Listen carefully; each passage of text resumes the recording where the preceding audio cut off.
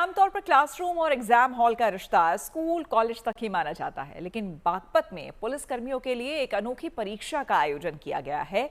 ऐसे में आज की जो हमारी अगली यानी कि तीसरी गुड न्यूज है वो है कानून की परीक्षा दे रही बागपत पुलिस। जी हाँ, बागपत में इंस्पेक्टर और दारोगा स्टूडेंट्स बने और अफसर उनकी परफॉर्मेंस मॉनिटर करते दिखे। वजह थी पुलिस को नए कानूनों और अपराध नियंत्रण की बारीकियों के बारे में और मजबूती से जानना, उन्हें मजबूत बनाना।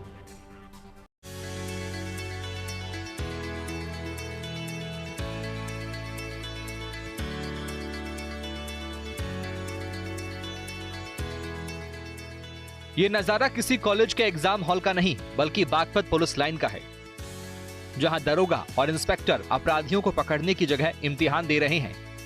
इस विशेष एग्जाम जहां बच्चों की तरह थानेदार परीक्षा दे रहे हैं, तो वहीं इनकी मॉनिटरिंग कर रहे हैं सीओ और एएसपी। और इस पूरे प्रक्रिया की निगरानी कर रहे हैं बागपत के एसपी सूरज कुमार राय। हाल ही में नए क्रिमिनल लॉज लागू हुए हैं, ऐसे में पुलिस के लिए जरूरी है कि वो हर धारा और हर बदलाव से वाकिफ हो। इसी कड़ी में बागपत के एसपी ने एक खास पहल करके एक परीक्षा का आयोजन किया, जिसके तहत इंस्पेक्टर और सब इंस्पेक्टर की परीक्षा ली गई, जिसमें क्रिमिनल लॉ, साइबर क्राइम और फॉरेंसिक साइंस जैसे विषयों से जुड़े सवाल पूछे गए। नए कानूनों के आए हुए लगभग 1.25 साल हो गए हैं और इन कानूनों की समझ जो भी हमारे विवेचना अधिकारी होते हैं, आईओज होते हैं, उनकी कितनी है वो समझने का था। उसी के आधार पर इनको विवेचनाओं का आवंटन उस ज्ञान के आधार पर किया जाएगा भविष्य में। दरअसल एसपी सूरज राय ये जानना चाहते थे कि कानून व्यवस्था संभालने वाले इन अधिकारियों को नए कानूनों की कितनी जानकारी है, कौन दरोगा नए कानूनों की कितनी समझ रखता है और कौन किस हुनर में एक्सपर्ट है। सीधे शब्दों में समझे तो इस परीक्षा का मकसद पुलिस कर्मियों से नए क्रिमिनल लॉ की जानकारी परखना है, अपराध नियंत्रण की नई तकनीकों की समझ कितनी है ये जानना है। इससे ये पता लग सके कि किस पुलिसकर्मी को और ट्रेनिंग की जरूरत है। एसपी सूरज राय के मुताबिक इस परीक्षा में जिसके जवाब और परफॉर्मेंस अच्छे होंगे उसी को थाने और चौकी की जिम्मेदारी सौंपी जाएगी।